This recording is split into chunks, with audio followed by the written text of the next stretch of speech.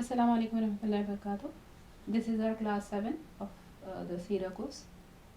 And last time we talked about how Rasulullah Sallallahu went through the what's called the year of the sorrow, year of grief, because of the death of the uncle of the Prophet, the one who was protecting him, supporting him, Abu Talib, followed by the death of Rasulullah Sallallahu beloved wife, Khadija radiallahu anha. We are going to see a little more into those aspects and then we'll continue from there.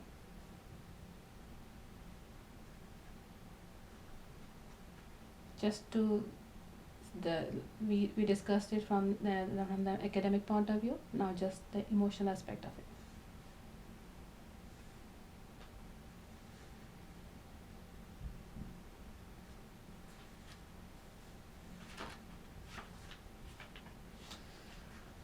Two months and 3 days after the death of Abu Talib, the Prophet's wife Khadija radiallahu anha passed away.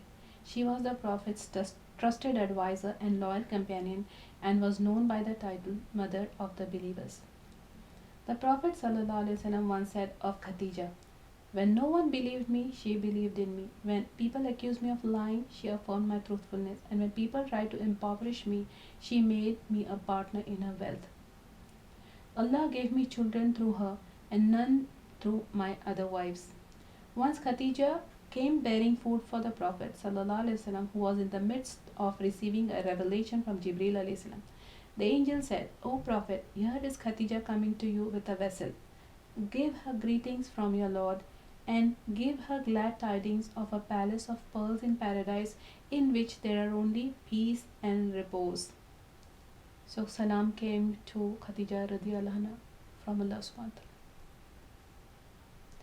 Long after her death and despite his subsequent remarriages, the Prophet ﷺ would often mention Khadija and pray for Allah's mercy on her soul. Thinking of her, he would begin to weep. Whenever he slaughtered a lamb, he would send her friends a portion of the meat.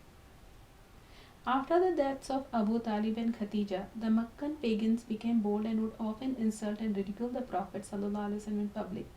Now that the Prophet ﷺ had lost his two greatest supporters, small acts of unkindness stung him more than ever as he grieved over his bereavement. Once a man from the Quraysh threw dust on the Prophet's head. One of the Prophet's daughter, Fatima radiallahu anha, washed away the dirt, weeping bitterly at her father's suffering. Trying to console her, the Prophet ﷺ said, "Dear daughter, do not cry, for Allah will protect your father." We discussed this in the last class. Later, he admitted that it was only after Abu Talib's death that the insults of the Quraysh began to prick him. About 1 month after the death of Khadija radiallahu anha, the Prophet ﷺ married Sauda bin Zama in the month of Shawwal, like we discussed last time. Sauda had previously been married to her cousin Sakran bin Amr radiallahu anhu. The couple had been among the early Muslims who had migrated to Abyssinia. After returning to Mecca, Sauda's husband died. At the end of a period of mourning, the Prophet ﷺ married her.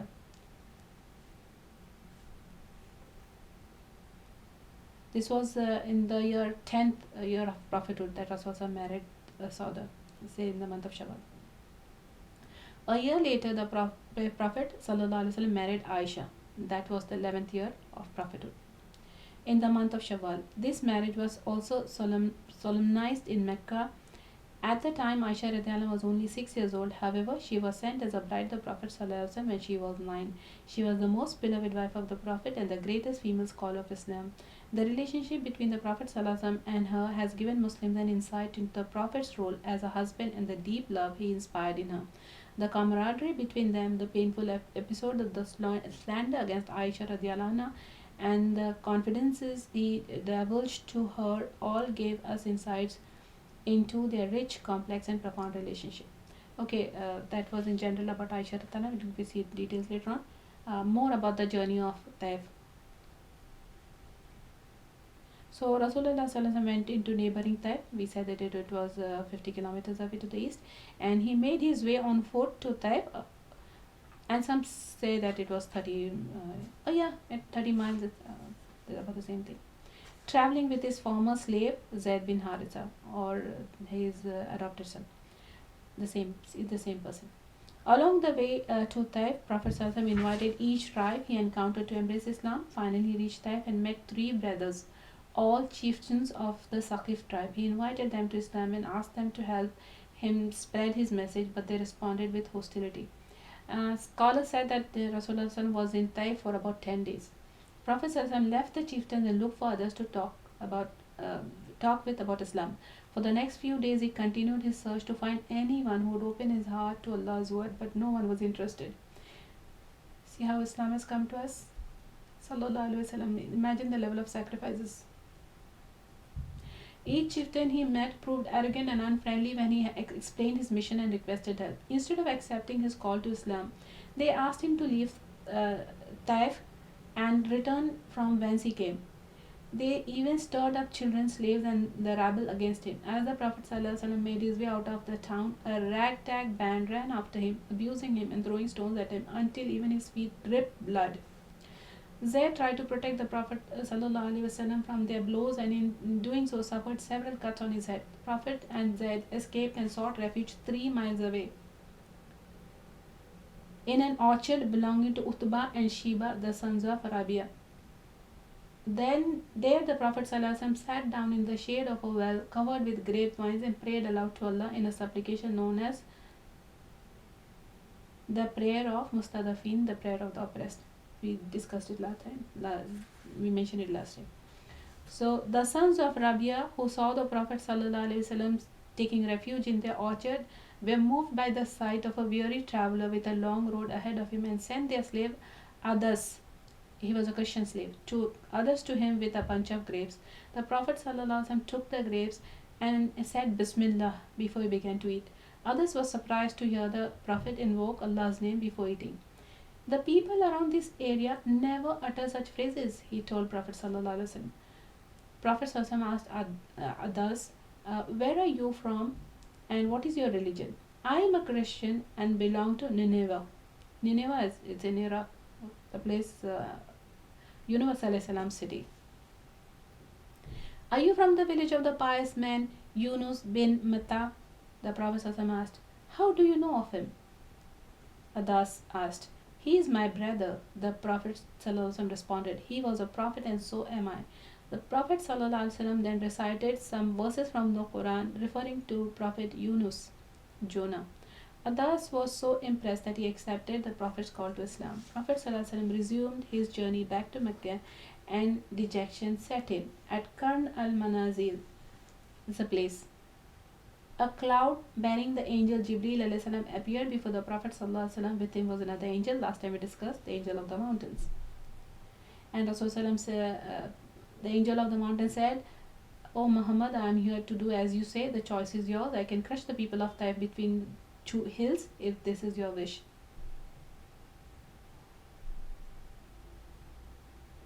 The Prophet ﷺ, however, was not looking for revenge. Allah SWT had sent the Prophet as mercy to mankind, Rahmatul lil Alameen.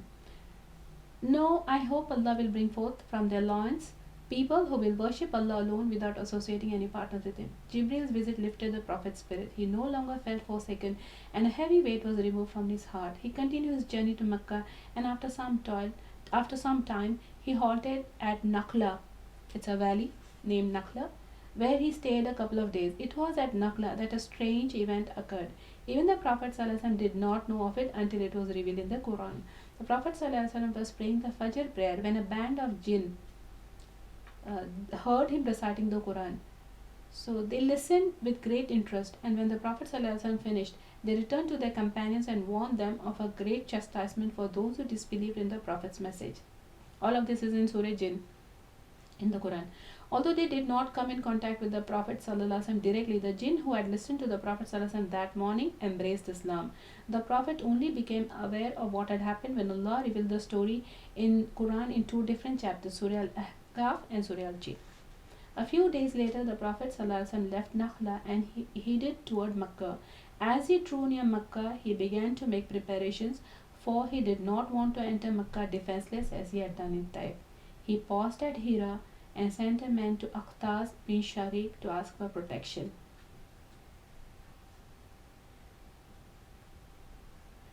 Akhtas, however, apologized and pointed out that since he was an ally of the Quraysh, he could not protect the Prophet. The Prophet ﷺ then sent the same message to Suhail bin Amr. Even Suhail refused to extend protection to the Prophet ﷺ because he belonged to Banu Amir bin Luay, which had also declared the Prophet an enemy. The Prophet ﷺ then sent his message to Mutaim bin Adi. Mutaim's grandfather Nawfal was the brother of Hashim bin Abdul Manaf, one of the Prophet's ancestors, and the clan of Abdul Manaf was one of the most revered branches of the Quraysh. Mutaim, respecting the ties that bound him to the Prophet ﷺ, agreed to protect his kinship. He and his sons armed themselves and then sent for the Prophet ﷺ. The Prophet ﷺ went directly to the Kaaba and circumambulated it, performed a short prayer, and then went home. During the entire time, Mutaim bin Adi and his sons kept watch. Mutaim then announced that he had extended protection to Muhammad ﷺ. The Meccan pagans had been shown many signs that confirmed the truthfulness of Muhammad ﷺ claimed to be a prophet, but they ignored them all. Although they were not prepared to accept any further signs, they demanded that Muhammad ﷺ show them clear proof from Allah that he was indeed a messenger. Their intention, of course, was simply to humiliate him before the people. One day the pagans were assembled at the Kaaba and sent for the Prophet. The Prophet ﷺ hurried to meet them, thinking that they wished to discuss the possibility of entering Islam. He sat down with them to hear the same demands that they made before. Muhammad, you tell us that the prophets had signs. Musa had a miraculous staff. Saleh had a camel. Isa resurrected the dead. The prophets of yore came with clear signs, the prophets of before. We want you to also show us something to confirm that you are like them. Prophets, the Quraysh thought, should have the power to perform miracles at will. They did not understand that Allah performed these miracles through His prophets. Deaf, dumb, and blind, as Allah characterizes them in the Quran, the disbelievers refused to see the numerous signs of Allah manifest in His creation and in the Quran. Instead, they wanted to see flamboyant acts of sorcery. Accordingly, they asked the Prophet ﷺ to do any of the following: turn Mount Safa into a mountain of gold, carry the mountain somewhere else, and change the surrounding area into a wide valley, cause a spring to gush forth, bring back to life their ancestors so they could testify that Muhammad ﷺ was truly a prophet. Allah mentioned their demands for signs in the Quran, and chapter 17 verses 90 to 93 says, "We shall not believe in you until you cause a spring to gush forth from us from the earth, or you have a garden of date trees and grapevines, and you cause rivers to gush forth in their midst, or you cause the sky to fall in pieces as you have claimed will happen, or you bring Allah and the angels before us face to face, or you have a house decorated lavishly, or you ascend into the heavens. No, we shall not even believe in your ascension until you bring us a book that we can read." Look at the arrogance. The pagans claimed that if the Prophet ﷺ performed any of these miracles, they would embrace Islam. This promise is also mentioned in the Quran in chapter 9, ayah 100 and chapter 6, ayah 109. They swear their strongest oaths by Allah that if they were given a sign, they would believe. The Prophet ﷺ prayed to Allah, asking him to show the pagans one of the signs they asked for. Jibril then came to the Prophet with Allah's answer. The Prophet could choose between two options. The first choice was that the pagans would be given one of the signs they asked for on one condition. If they remained unbelievers after seeing the sign, they would be punished more severely than anyone else in the world. The second choice was that they would not be shown the signs they requested, but the door of repentance and mercy would remain open for them. The Prophet wisely told Jibril the door of repentance and mercy should remain open. The Quran records Allah's answers to the pagans who demanded that Muhammad ﷺ perform a spectacular miracle in chapter 17, ayah 93. Say, "Glory to your Lord. Am I not but a man sent as a messenger?" This verse makes it clear that Muhammad ﷺ, like all prophets, had no power of his own to perform such miracles, but that Allah determines when, where, and how his signs will be revealed. The prophets were given such signs to prove that they were messengers. Allah says, the same ayah continues, "Say, certainly all signs are in the power of Allah, but what will make you realize that even if they received a sign, they would not believe?" As for the pagans who demanded to see a clear sign, Allah told the Prophet in the Quran, chapter 6, ayah 111, "Even if I send angels to them, and the dead speak to them face to face, and I gather together all things before their very eyes, they would not believe unless it be my wish, but most of them ignore the truth." And Allah says in chapter 13, verse 31, in if there were a Quran with which mountains could be moved or the earth rent asunder and the dead made to speak, it would be this one. Truly the command rests with Allah. Do the believers not know that had Allah willed, He could have guided all mankind.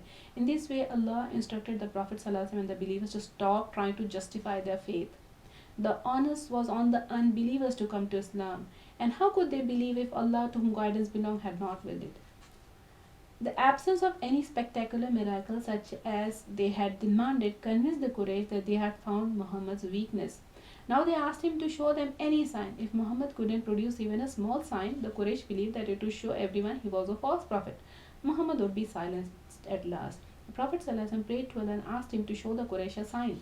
Finally, Allah gave the Quraysh clear evidence. The moon split in half so that each half appeared on either side of Mount Hira. Be you all witnesses, the Prophet ﷺ said. At first, the pagans could not believe what they saw. The moon had been split in two before their eyes. After the initial shock, however, they determined that it was nothing but the sorcery of the son of Abu Kabsha.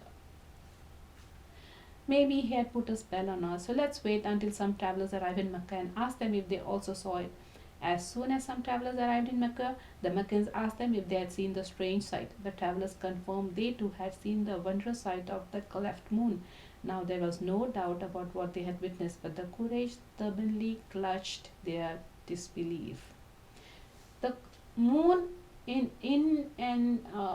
its own in itself is a miracle, isn't it? The moon, how, and also what Allah subhanahu wa ta'ala describes about the moon in the Quran, that it has no light of its own, and it's reflected light, and the purpose of the moon, how the various phases of the moon help us with it determines your calendar.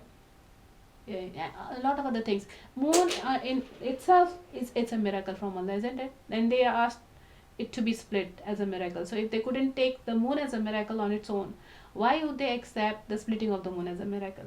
So it was not about the science. It was not about the miracles. It was their stubbornness. It was they were determined. They were arrogant. They were stubborn to not accept the truth even when they see it. Perhaps two of the most significant and remarkable events in the Prophet's life were his Isra, night journey, and Miraj, ascension. Isra and Miraj. Isra is the night journey, and Miraj is the ascension. The night journey from Mecca to Jerusalem, and the ascension is from from Jerusalem to the seven heavens. Isra refers to how one night Allah took Muhammad ﷺ from the Kaaba to Bayt al-Maqdis, the sacred mosque of worship, that is Bayt al-Maqdis in Jerusalem. And Miraj refers to the Prophet's actual ascension to heaven from Jerusalem. The Prophet's Isra is mentioned in the Quran in the following verse. It's chapter 17, verse 1.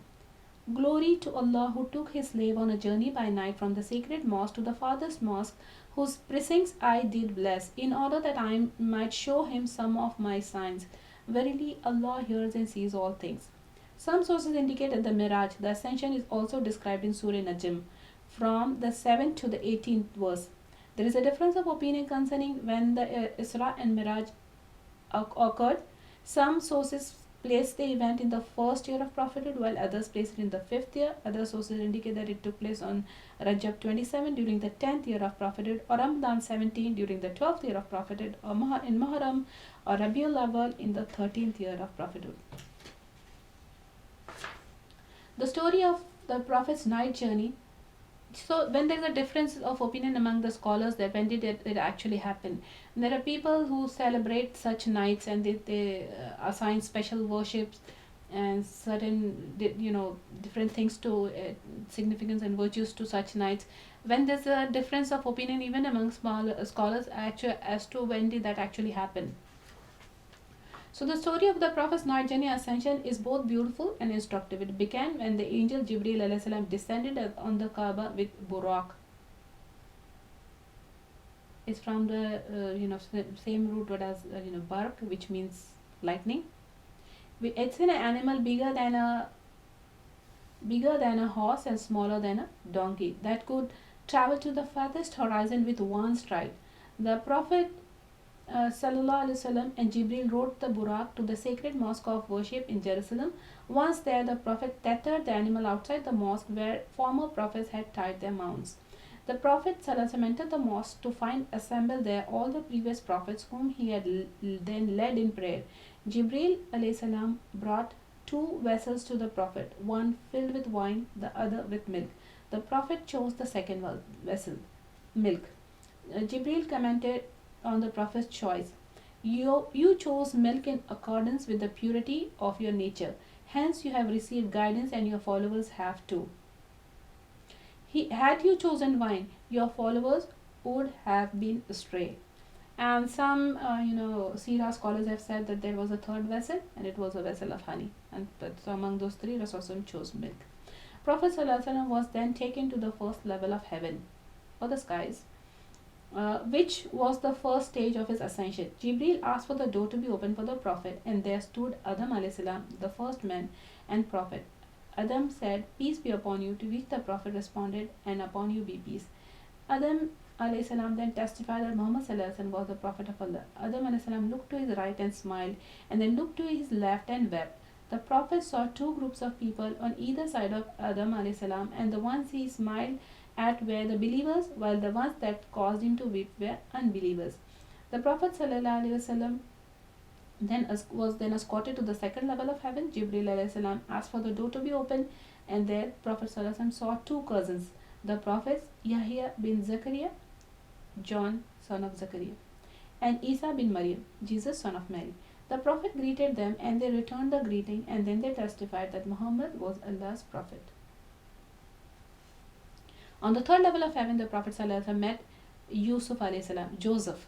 After an exchange of greeting, Yusuf salam also testified that Muhammad was Allah's Prophet. The Prophet ﷺ met Idris salam on the fourth level of heaven. Both prophets exchanged greetings, and Idris testified that Muhammad was the Prophet of Allah. The fifth level of heaven was where Prophet ﷺ met Aaron, who, like all the previous prophets, exchanged greetings and testified that Muhammad was Allah's Prophet.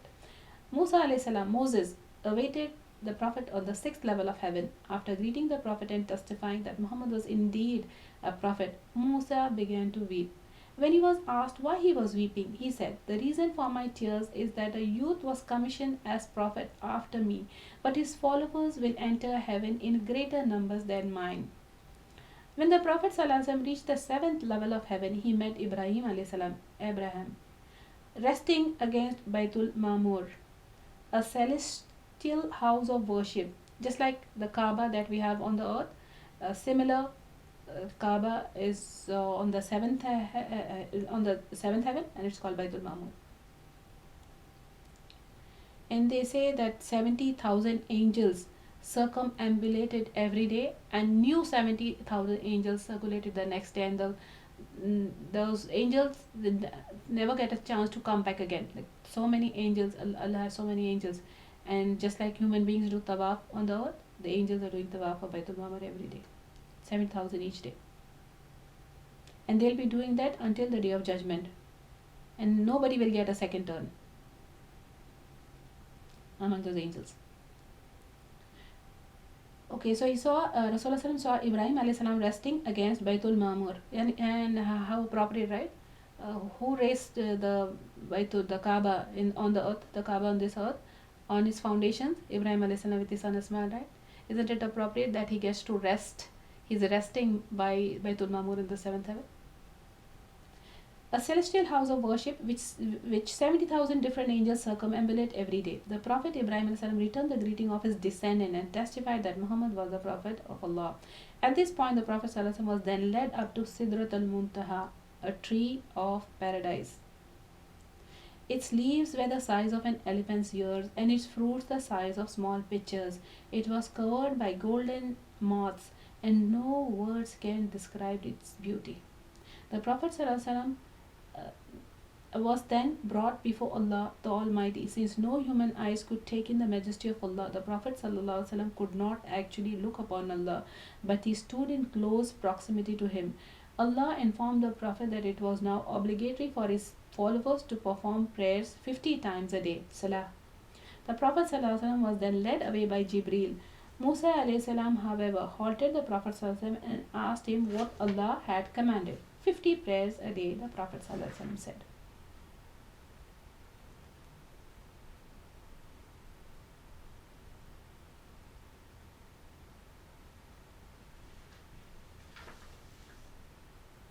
Your followers are not strong enough. Go back to your Lord and ask him to make it lighter. Musa advised. The Prophet looked at Jibreel, who said, You may do so if you so desire. The Prophet ﷺ returned to Allah and did as he had been advised. Allah reduced the obligatory number of prayers from 50 to 10.